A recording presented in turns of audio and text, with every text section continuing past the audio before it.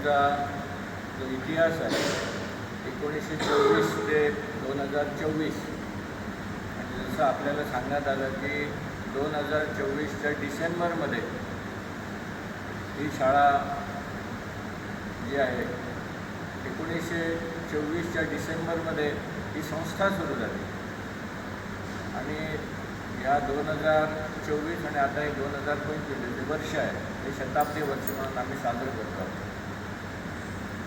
या निमित्ताने आम्ही काही कार्यक्रम ठरवलेले आहेत, त्याची थोडक्यात माहिती मी आपल्याला देतो. एक म्हणजे 13 सप्टेंबरला आम्ही पेडण्यामध्ये ज्या वेगवेगळ्या शाळा आणि हायर सेकंडरी आहेत त्यांचे जे पालक शिक्षक संघ आहेत या सगळ्या पालक शिक्षक संघांचं एकत्रीकरण आम्ही आमच्या शाळेमध्ये करणार आहोत. आणि या ठिकाणी आम्ही मान्यवर वक्ते बोलवून आता जे राष्ट्रीय शैक्षणिक धोरण आहे त्याच्यामध्ये पालकांचा सहभाग हा अतिशय महत्त्वाचा आहे. त्या संदर्भामध्ये पालकांमध्ये जागृती निर्माण करण्याचं काम त्या निमित्ताने आम्ही करणार आहोत. म्हणून तालुक्यातल्या सगळ्या पालक शिक्षक संघांना आम्ही एकत्र करणार आहोत. 20 तारखेला 20 सप्टेंबरला हे शनिवार आहेत सगळे, त्या दिवशी आम्ही शिक्षकासाठी एक शिबिर आयोजित करणार आहोत. त्याही दिवशी आम्ही मान्यवर या ठिकाणी निमंत्रित करणार आहोत. त्यानंतर सध्या आम्ही एक स्मरणिका प्रसिद्ध करायचं ठरवलेलं आहे. ही स्मरणिका म्हणजे सोविनियर याला म्हणतात.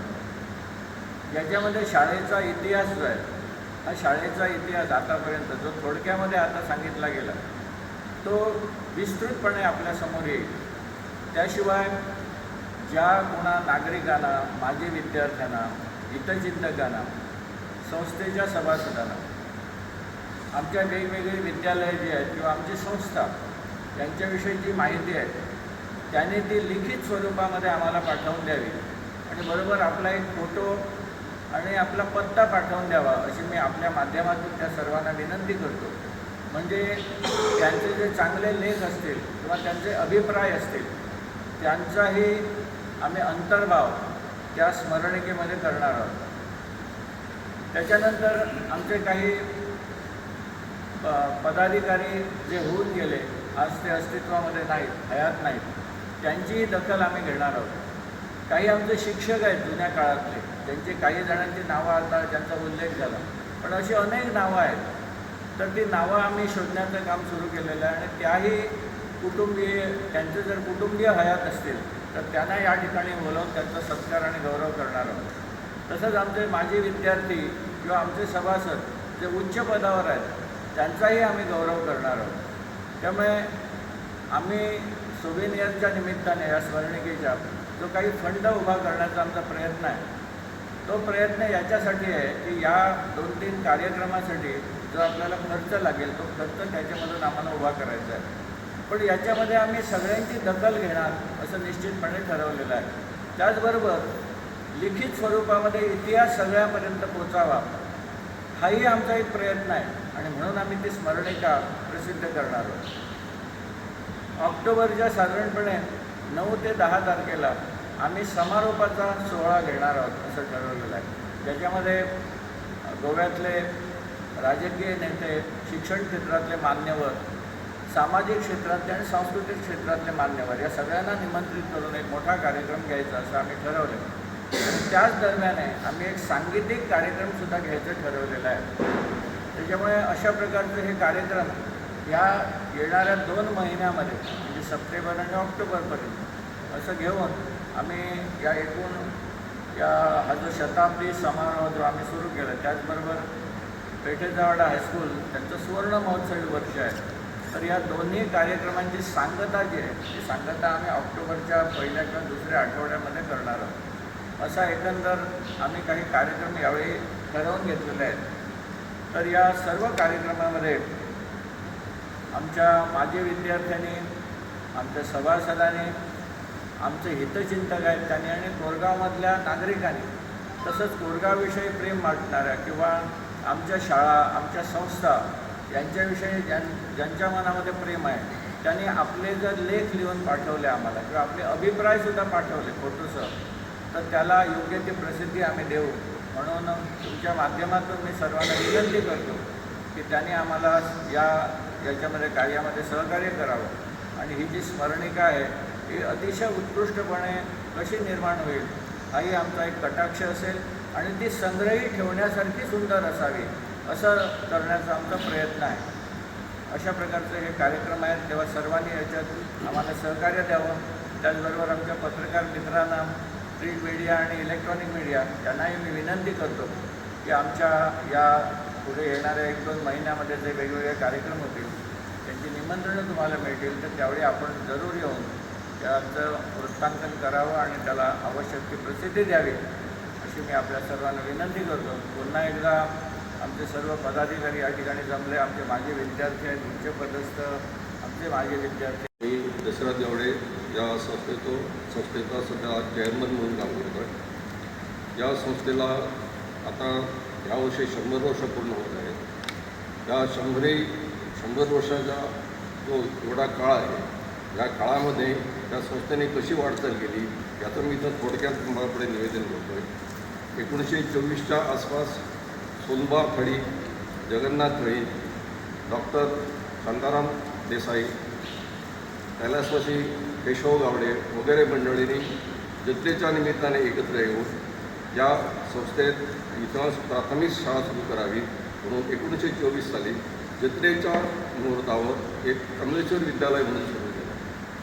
1924 ते 1932पर्यंत इथं ज्ञानदानाचं काम नाना उमरे करत होते. 1932 ते 1941 ह्या दरम्यान साधारणपणे हे ज्ञानदानाचं काम सावळाराम गावडे उर्फ सावळो मास्तर म्हणून करत होते. त्यानंतर सांबरेकर मास्तर 1950-52पर्यंत होते.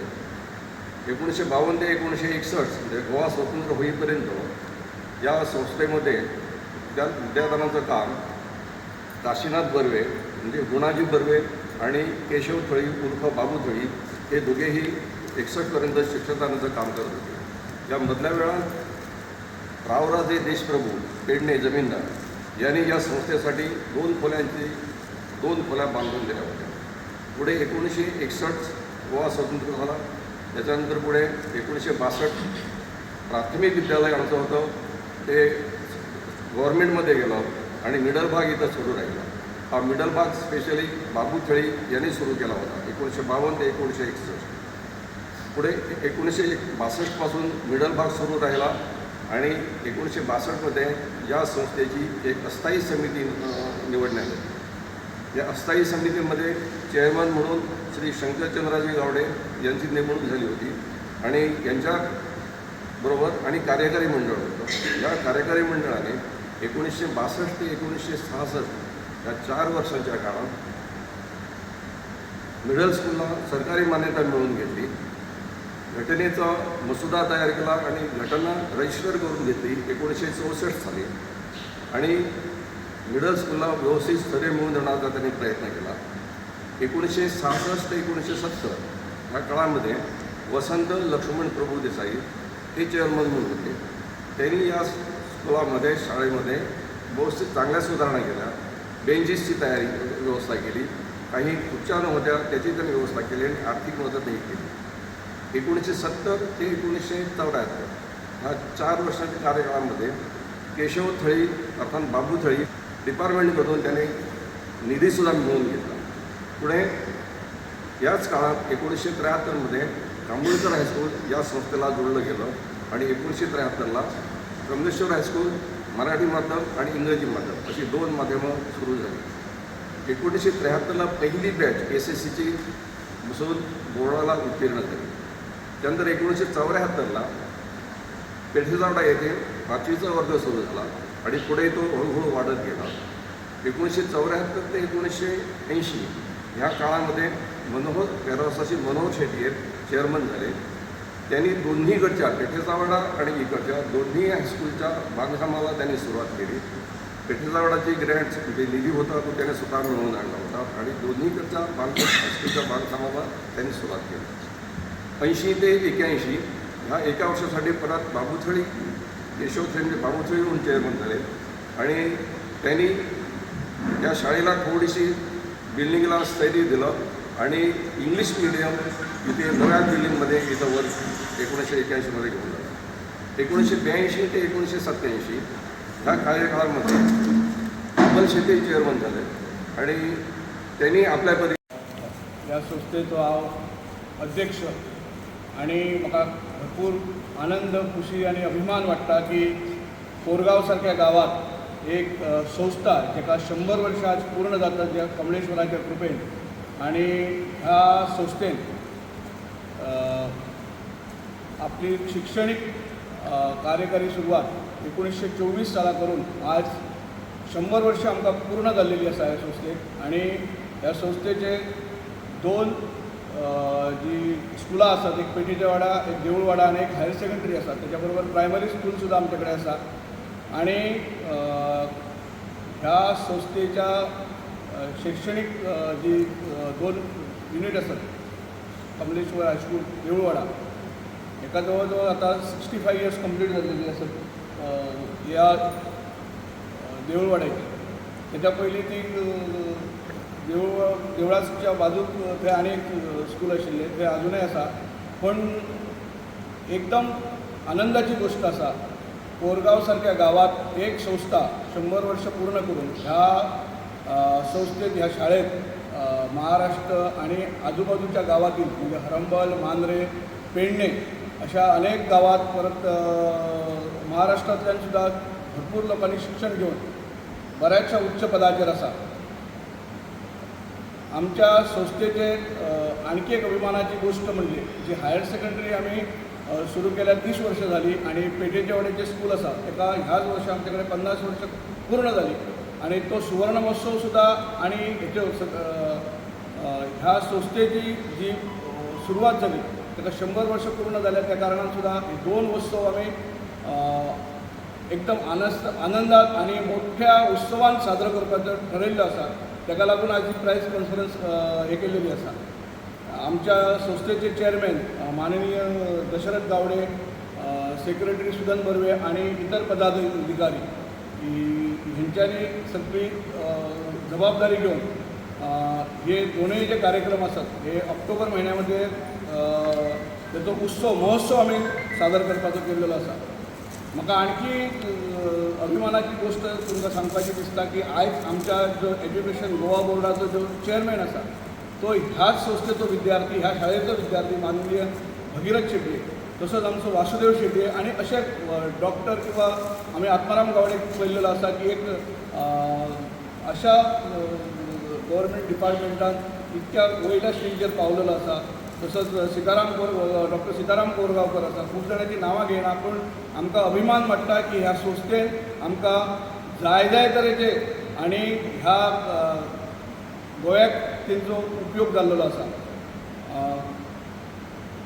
आमच्या कडेन अशे भुरगे आसात अशे विद्यार्थिनी आसात जे 90-95% तेंची पर्संटेज घेतलेली आसा आणि आमच्या कडेन फुडच्या 100 वर्षाक ह्या संस्थाक कितें करतली हेची योजना सुद्धा आम्ही जोगतार आमचे 100 वर्षाचे महोत्सव चालू आसतलो तर आम्ही हे लोकां फुडें मांडटले आणि सगळ्यांक संस्थेच्या पदाधिकाऱ्यांक संस्थेच्या विद्यार्थ्यांक संस्थेच्या सभासदांक माजी विद्यार्थ्यांक सगळ्यांक शुभेच्छा दिवन माझे 2 शब्द पूर्ण केले दशरथ गावडे म्हणून मी चेअरमन म्हणून माझी नियुक्ती झाली होती माझ्याबरोबर आणि कार्यकारी मंडळ आम्ही सगळ्यांनी मिळून बिल्डिंगचं काम जे इमारतीचं अर्धवट होतं ते आम्ही पूर्ण करून घेतलं आणि पुढे आम्ही हायर सेकंडरीसाठी प्रयत्न केले 1991 ते 1995 ह्या काळामध्ये अजित शेट्टी चेअरमन होते आणि अजित शेट्टीच्या कार्यकाळामध्ये आम्हाला हायर सेकंडरी आम्ही मिळून घेतली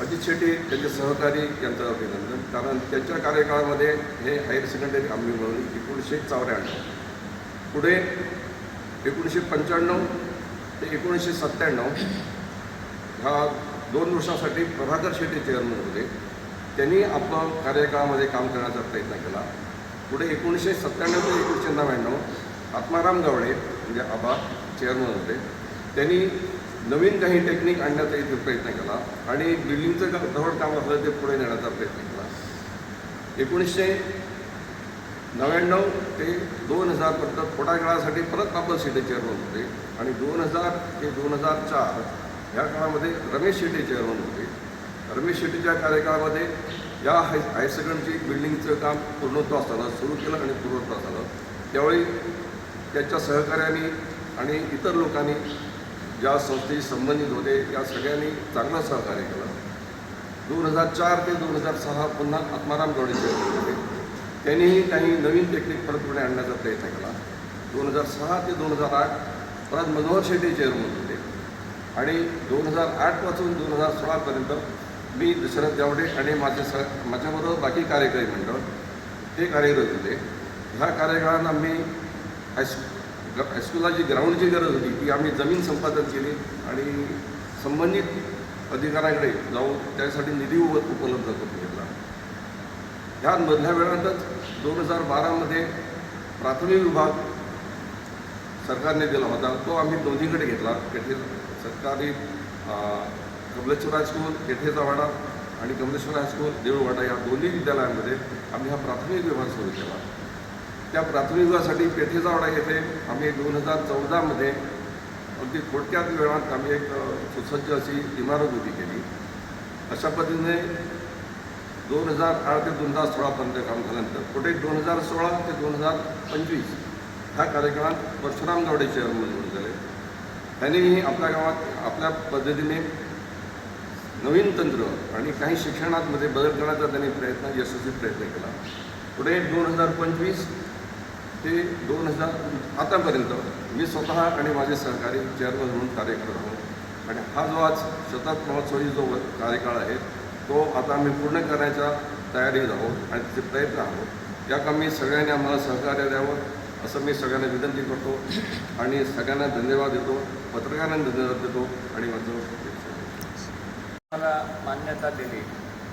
म्हणजे आमचा तुम्ही म्हणता तसं आमच्या डोक्यामध्ये असं आहे की कुठलं तरी एक प्रोफेशनल कॉलेज आम्ही सुरू करावं. जसं त्यांनी आता तिकडे नर्सिंग सुरू केलं पण इंजिनिअरिंग नाही आहे. पेडण्यामध्ये तरी इंजिनिअरिंगची सोय नाही. पेडण्यामध्ये खरं म्हणजे कृषी कॉलेजसुद्धा एखादं काढता आलं असतं, ॲग्रिकल्चर कॉलेज. पण आमचा विचार झालेला आहे संस्थेच्या बैठकामध्ये की आम्ही नवीन काहीतरी करावं. म्हणजे जसं ॲग्रिकल्चर कॉलेज जसं आता अध्यक्ष म्हणाल तर ॲग्रिकल्चर कॉलेजच्या दृष्टीने आम्ही प्रयत्न करू. आणि इंजिनिअरिंग कॉलेज हे तर आहे आज आवश्यकच आहे. आय टी शक्यतो आपण म्हणता ते पूर्ण बरोबर आहे. आसगाव या ठिकाणी सादर आज्ञेचं मला वाटतं एक कॉलेज आहे. नाहीतर उत्तर गोव्यामध्ये इंजिनिअरिंग कॉलेज नाही आहे, ते डायरेक्ट होता आहे. तर आम्ही त्या दृष्टीने प्रयत्न करू. म्हणजे आम्ही ॲग्रिकल्चर कॉलेजच्या संदर्भात विचार केला आहे पण इंजिनिअरिंगच्याही दृष्टीने आम्ही प्रयत्न करू.